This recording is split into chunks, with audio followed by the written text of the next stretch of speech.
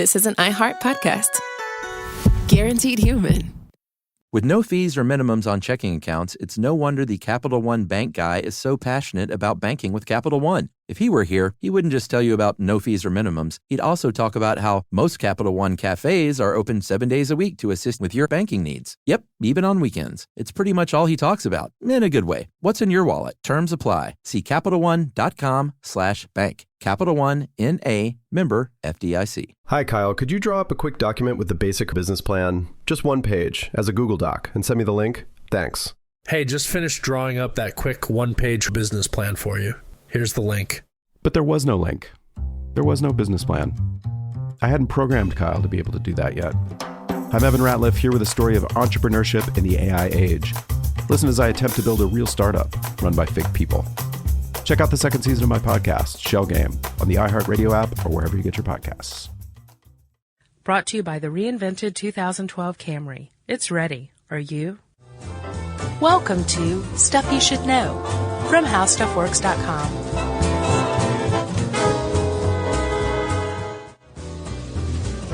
Ho, ho, ho, and welcome to the podcast. I'm Josh Clark. With me, as always, is Charles W. Chuck I Heart Christmas Time Bryant. Oh, oh, oh. Yours is way better than mine. Mine sounded like an Irish priest. Yeah, a leprechaun. Oh, oh, oh. Yeah. Terrible. Top hey, of the Chuck, morning to you. How's it going? Great. Happy Easter.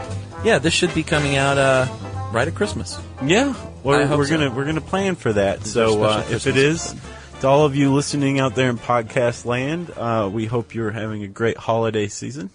Yeah, yeah, hope and you're safe and well and with family, and we wish you all a Merry Christmas and Hanukkah and Kwanzaa and whatever you choose to celebrate. Yeah, Tet.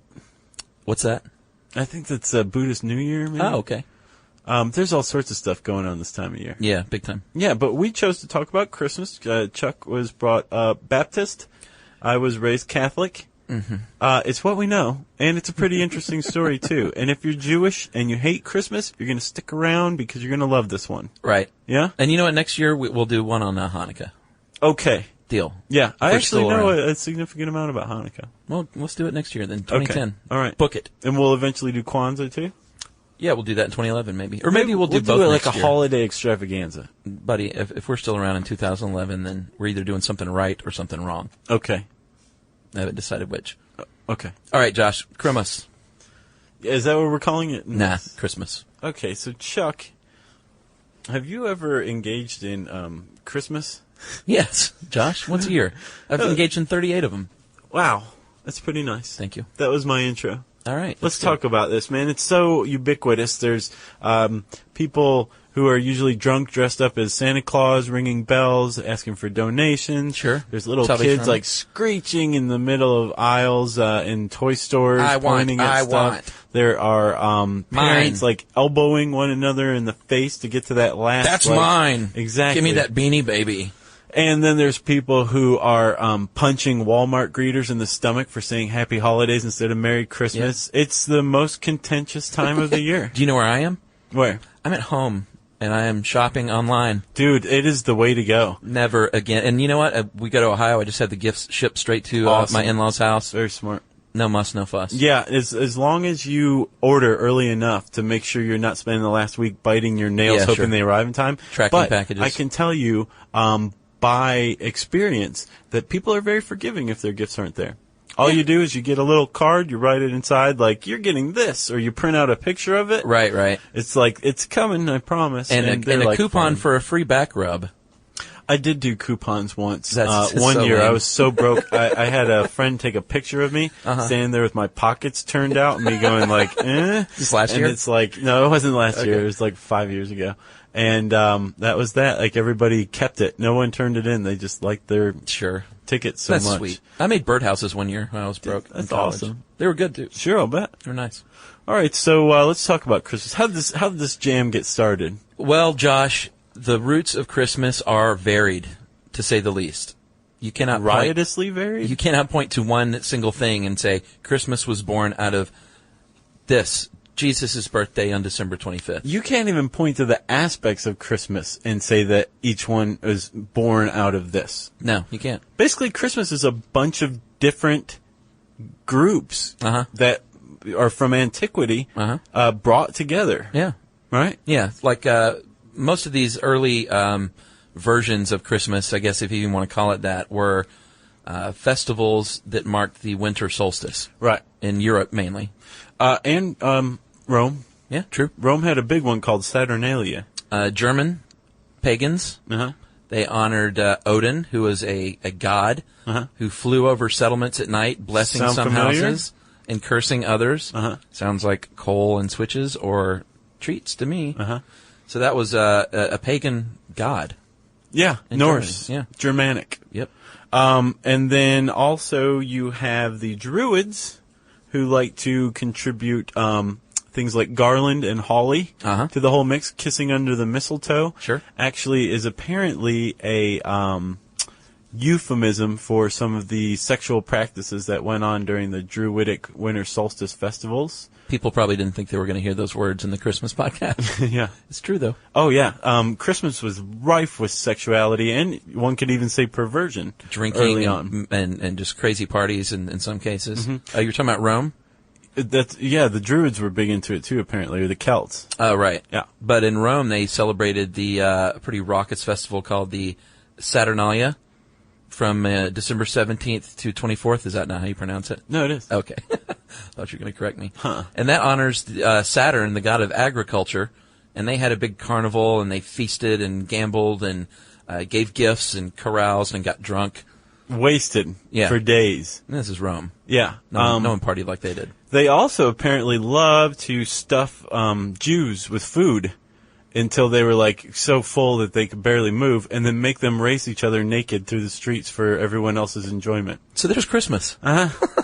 These are the roots of it. And then, of course, you have Christianity, which effectively took it over in the 4th century A.D. Yeah, they say we need our own holiday to rival all these winter solstice shenanigans. Right. The 4th century A.D. really, or CE, depending on who you are. Sure.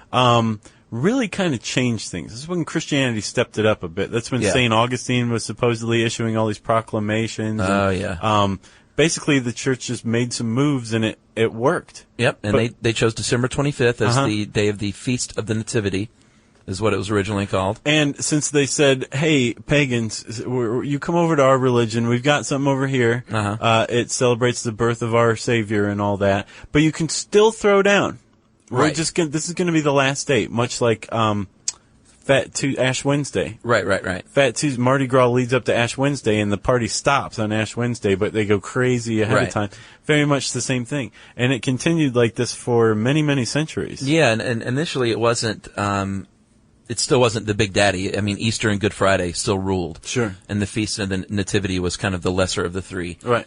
And the Puritans had some problems with this, though.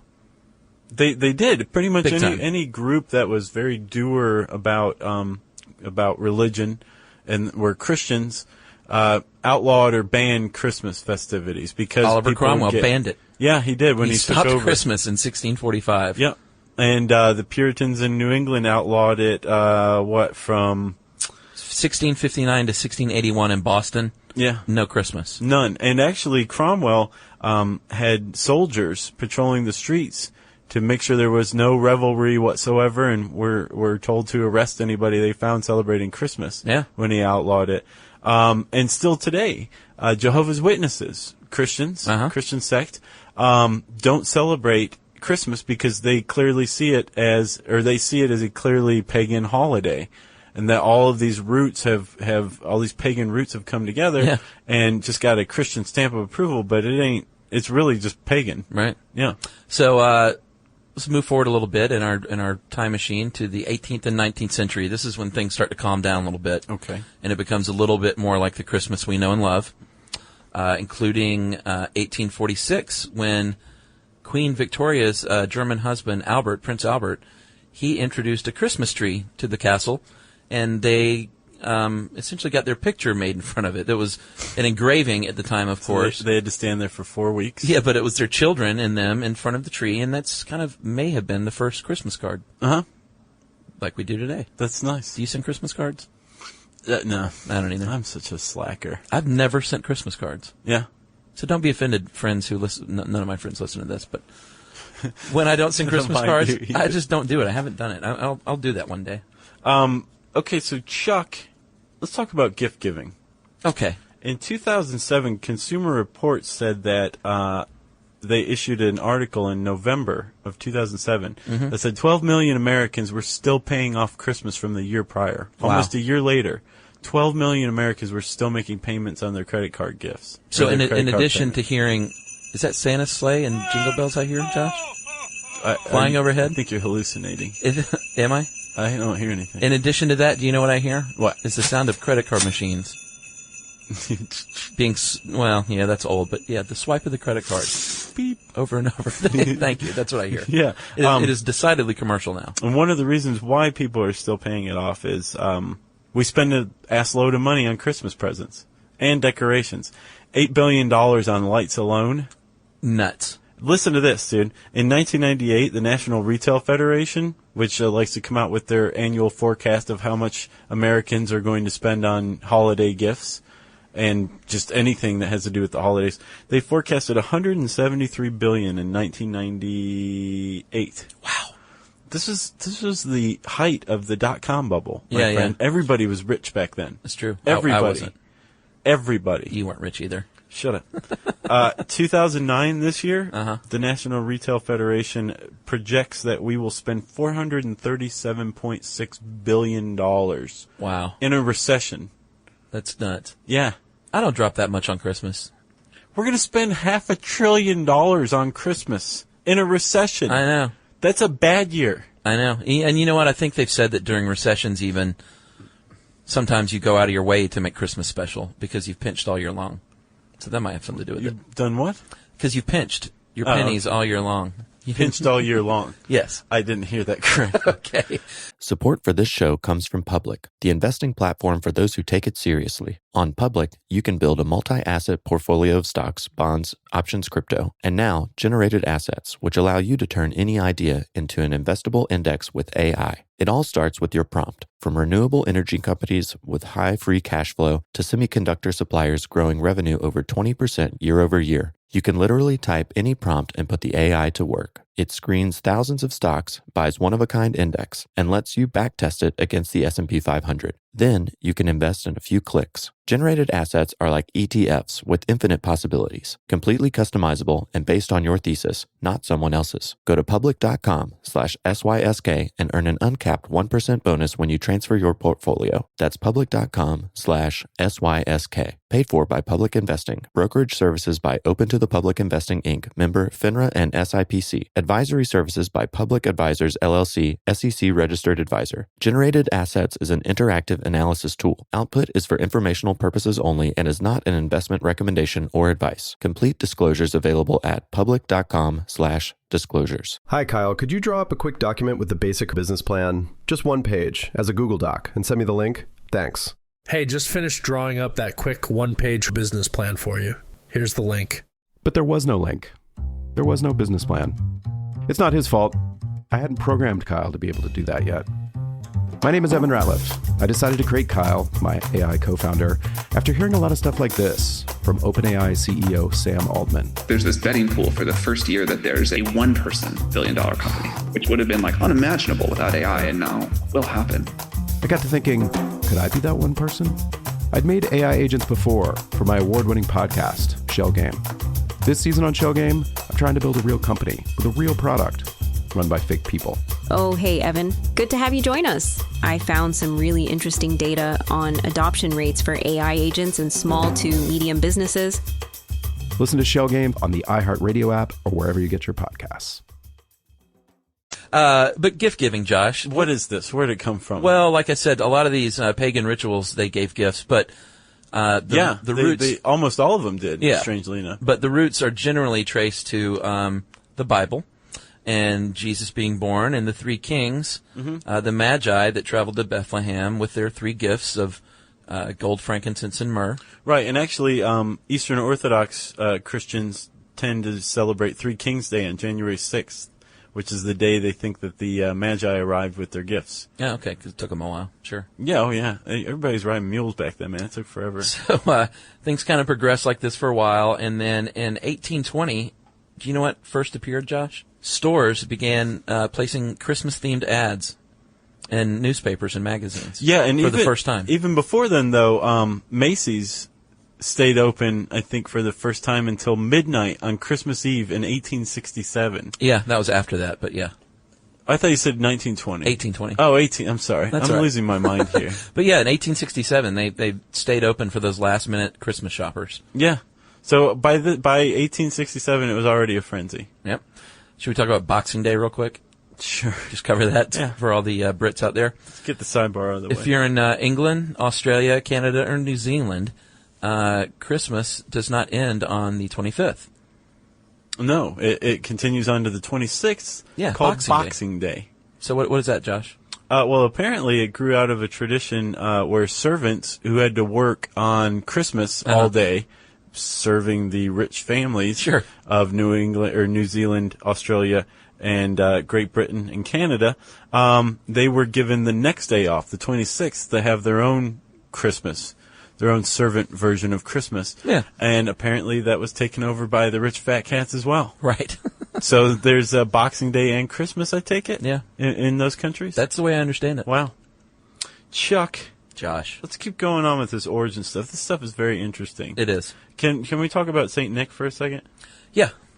So you know there really was a St. Nick, right? I do now. Yes, you do. School me. He was actually canonized in the, I think, 19th century. But he was born in 270 CE in Turkey. He was a Mediterranean dude. Really? Uh-huh. Turkish, was he? He was Turkish. And I think he died in 340 CE. Okay. So he was old. Right. He was worshipped by a group of sailors who formed a cult around him, the St. Nicholas cult, or the Nicholas cult before he was canonized. A group of sailors? A group of sailors just idolized this guy, like literally. Right. So these sailors actually, I guess, sailed to Turkey and said, we're going to take St. Nick's bones. They're being kept in a shrine in Turkey. Bring his bones out. Exactly. Okay, Sure. Or they went in and got them themselves, one of the two. Right. And then they take it back to they take the bones back to Italy, and place them in a shrine. And when they do so, they displace this pagan idol known as the grandmother. Right. Capital T, capital G. Mm-hmm. The grandmother had a reputation for placing gifts in children's stockings. Oh. Uh-huh. That's so sweet. Saint Nick, who was a real person, was a Christian martyr, I believe. Okay. Takes over this lady's shrine. Gotcha. And the association with gifts and him giving gifts and even gifts in stockings, her reputation goes to him. Wow. So it originally started with a woman. Uh-huh. In 1087. Wow. That's when the sailors went. We're not done yet here, Okay. my friend. This is Santa good. Claus has a very long and circuitous route, but it's amazing how it all comes together. I'm roasting chestnuts, by the way, while I'm listening to this. So because the Nicholas cult gave each other gifts, Uh-huh. right? And since they were known for giving gifts, they were one of the more popular cults around. So when they spread north, people were like, "Hey, you're kind of cool. Let's hang out." And they converted. They were a very powerful cult. Right. And when they moved into Germany or the Germanic areas, Odin, remember you mentioned him earlier? Yeah. Long white beard, flew over houses, right? Mm-hmm. Santa Claus, as we know it today, is the collision of Odin and Saint Nick. Wow. And the grandmother, technically. I knew it had something to do with Germany. Right. I remember hearing that once. So Santa Claus was, I think, a Dutch word for this conception. Uh-huh. But it wasn't until 1809 that Washington Irving wrote a satire of Dutch culture. Right. And said he used the name Santa Claus, the Dutch name, which introduced the name to the English. A few decades after that, a guy named Thomas Nast, an illustrator, starts drawing his conception of Santa Claus, adds the North Pole, the elves, the workshop, all that stuff. And then finally, Santa Claus, who we know and love today, the jolly fat man with the red coat and the white trimming, all Flying of these reindeer. things have accumulated up to this point. And then our iconic image of Santa Claus was thanks to an illustrator who was contracted by the Coca-Cola Company in 1931. And scene. There's Santa Claus. Wow. Isn't that crazy? That is crazy. Yeah. What a cool history. I think so, too. And slightly disappointing. A little bit. Where's the magic? Yeah. There's no magic? No. All right. Okay, so go ahead, Chuck. I've talked way too much for now. I guess we should talk about trees a little bit. Yeah. Evergreen trees and garlands were used to decorate symbols of eternal life by everyone from ancient Chinese to Hebrews and Egyptians. And European pagans even worshiped these trees. Yeah, remember we talked about the Druids and the sexual proclivities? Right. So fast forward a little bit, when Western Germans used fir trees to represent the tree of paradise in plays about Adam and Eve. Yeah. They decorated these trees with apples and wafers and stuff, and that got more and more popular until they were introduced in North America in the 17th century. Mm-hmm. And then people started decorating them with mistletoe and holly and stuff like that. And like you said, they really took off thanks to Prince Albert and that engraving. Yeah, and Christmas lights, clearly, which were introduced in 1890, or in the 1890s. And also, as I understand it, gingerbread men? Yeah. That is based on a Saturnalia tradition from the ancient Romans where they would eat human-shaped biscuits. Part of the festivities. Biscuits. What? Yeah, think about that's what a gingerbread man is. Yeah. I love ginger cookies. Do you like those? Yeah. Are you with us? Uh-huh. Okay, good. I'm having trouble enunciating during this one. I know, it's strange. Huh. So, Chuck, I think we've reached the big finish, the finale. Was Jesus born on December 25th? Uh-huh. Is that what we're going to talk about? And also, do you want to pop in 2 quick facts? Yeah, let's hear it. So, where does the word Christmas come from? It comes from Mars. It comes from an old English word or term, Christ's Mass. Right. Right? Mm-hmm. Or put together Christmas. And do you know where Xmas came from? Saturn. No. X was the standard abbreviation. A capital X was the standard abbreviation to represent Christ. So really, it's not taking Christ out of Christmas when you say Xmas. It's just an abbreviated version of Christmas. Did not know that, because a lot of people take offense when you write Xmas. I know. People get really riled up about this stuff. Yeah, they do. They just need to drink a little eggnog, right? Yeah, with rum. Right. Delicious rum. So, Josh, let's talk about December 25th. And was Jesus really born on December 25th? There is a 1 in 365 or 1 in 366 chance, depending on whether or not it was leap year, that he was born on December 25th. Yeah, because the Bible doesn't say that Jesus was born on December 25th. No, and one thing I learned from this wonderful article written by our colleague Sarah Dowdy, who hosts Stuff You Missed in History class, is that the early church didn't care much about the nativity, about Jesus being born. There was no celebration. It didn't pick up, like we said, until the 4th century A.D., right? Right. So, yeah, there wasn't a lot of effort made to really date his birth early on. Yeah. There's some clues, though, that it was probably not on December 25th. Mm-hmm. In the chapter of Luke, they say that the shepherds are keeping watch over their flock by night. Day and night. Well, no, it just says their flock by night in the Bible. Whatever. Don't challenge me on the Bible, buddy. I know my Bible. Support for this show comes from Public, the investing platform for those who take it seriously. On Public, you can build a multi-asset portfolio of stocks, bonds, options, crypto, and now generated assets, which allow you to turn any idea into an investable index with AI. It all starts with your prompt, from renewable energy companies with high free cash flow to semiconductor suppliers growing revenue over 20% year over year. You can literally type any prompt and put the AI to work. It screens thousands of stocks, buys one-of-a-kind index, and lets you backtest it against the S&P 500. Then you can invest in a few clicks. Generated assets are like ETFs with infinite possibilities, completely customizable and based on your thesis, not someone else's. Go to public.com/SYSK and earn an uncapped 1% bonus when you transfer your portfolio. That's public.com/SYSK. Paid for by Public Investing. Brokerage services by Open to the Public Investing, Inc., member FINRA and SIPC. Advisory services by Public Advisors, LLC, SEC registered advisor. Generated Assets is an interactive analysis tool. Output is for informational purposes only and is not an investment recommendation or advice. Complete disclosures available at public.com/disclosures. Hi, Kyle. Could you draw up a quick document with the basic business plan? Just one page as a Google Doc and send me the link? Thanks. Hey, just finished drawing up that quick one-page business plan for you. Here's the link. But there was no link. There was no business plan. It's not his fault. I hadn't programmed Kyle to be able to do that yet. My name is Evan Ratliff. I decided to create Kyle, my AI co-founder, after hearing a lot of stuff like this from OpenAI CEO Sam Altman. There's this betting pool for the first year that there's a one-person billion-dollar company, which would have been like unimaginable without AI, and now will happen. I got to thinking, could I be that one person?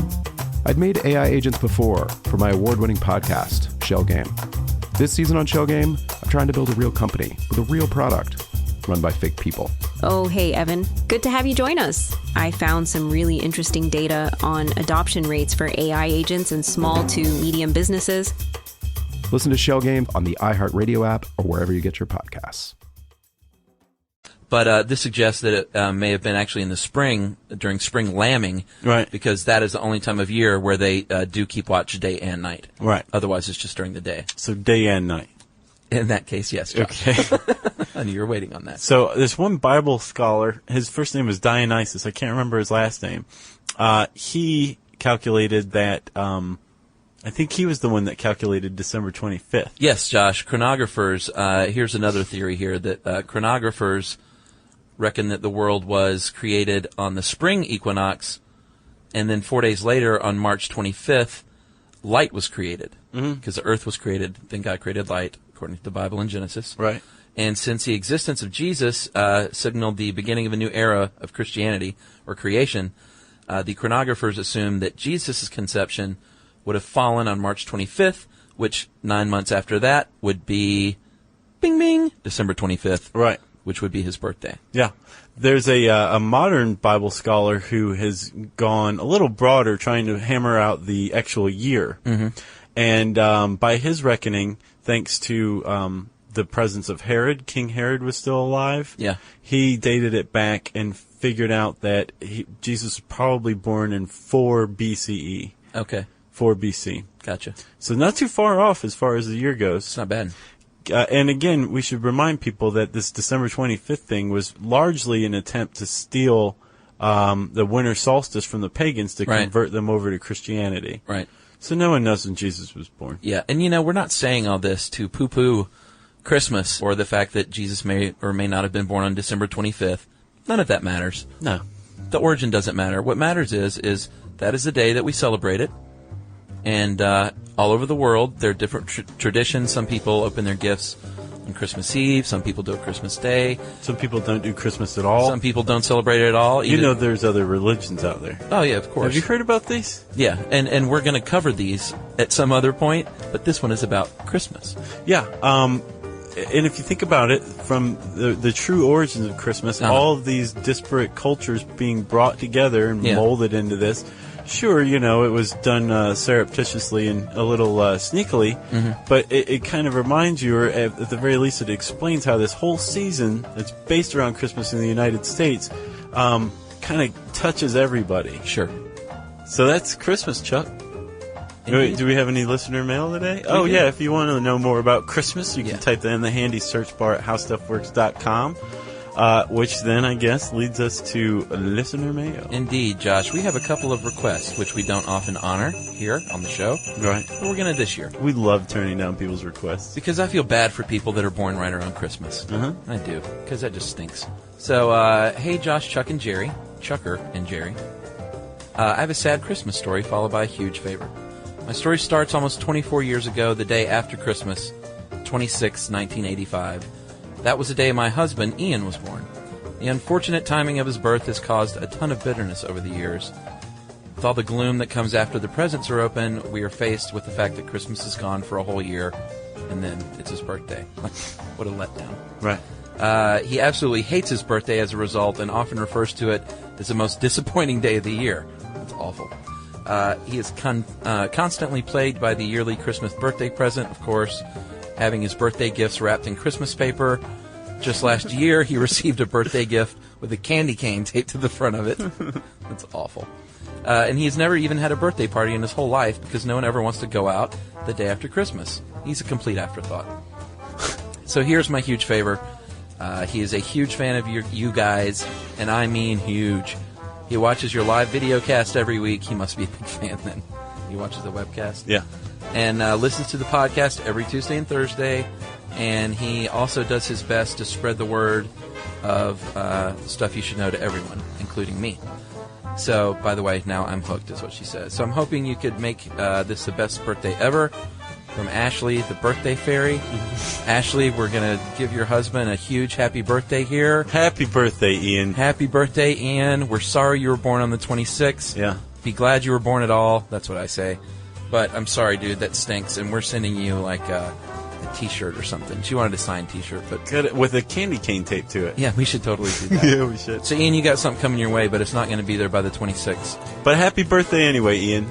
Josh, we have another one. Okay. This is from Karen. I just wanted to ask for a huge favor. My partner, Tristan, is a big fan of your show. In fact, thanks to you guys, he now has opinions on a range of subjects, and it drives me crazy. He turns 30 on Christmas Eve, and that is today, if I'm not mistaken. Oh, yeah? And I'm trying to make it a little special by surprising him with 30 gifts. And it would freak him out if he was listening to your podcast, and you wish him a happy birthday. Could you help me out? That would be awesome. So, Tristan, today actually is your birthday. Happy birthday. Happy birthday, Tristan. Are you freaked out? 30 gifts. I know, 30 at Lucky 30. dog. I know. Yeah. So, hopefully you're freaked out there in Australia, Tristan. It's Christmas Eve, Tristan. We're talking about you right now. Tristan. Yeah. And Josh, beyond that, do you want to say a few words here? I do, actually. I want to wish my darling 5 foot, 1.5 inch, half Okinawan girlfriend, Yumi. Is that how tall she is? Happy birthday, too.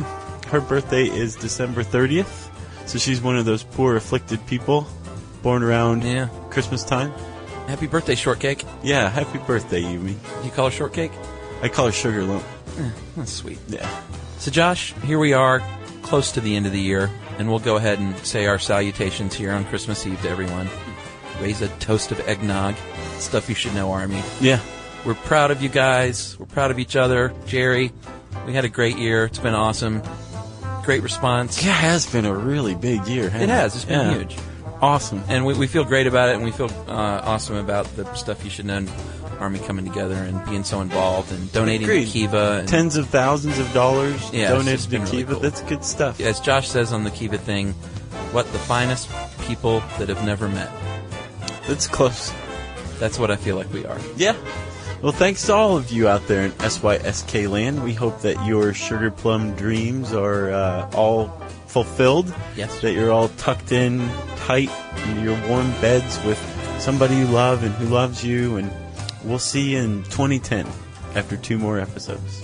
And we will see to it that we keep you as informed and entertained in 2010 as we did in 2009. We ain't going nowhere. Exactly.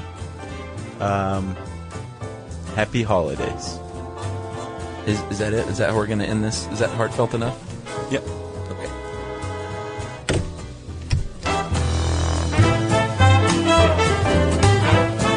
For more on this and thousands of other topics, visit HowStuffWorks.com.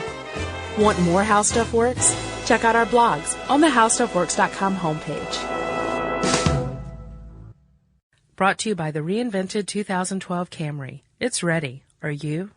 At CVS, it matters that we're not just in your community, but that we're part of it. It matters that we're here for you when you need us, day or night. And we want everyone to feel welcomed and rewarded.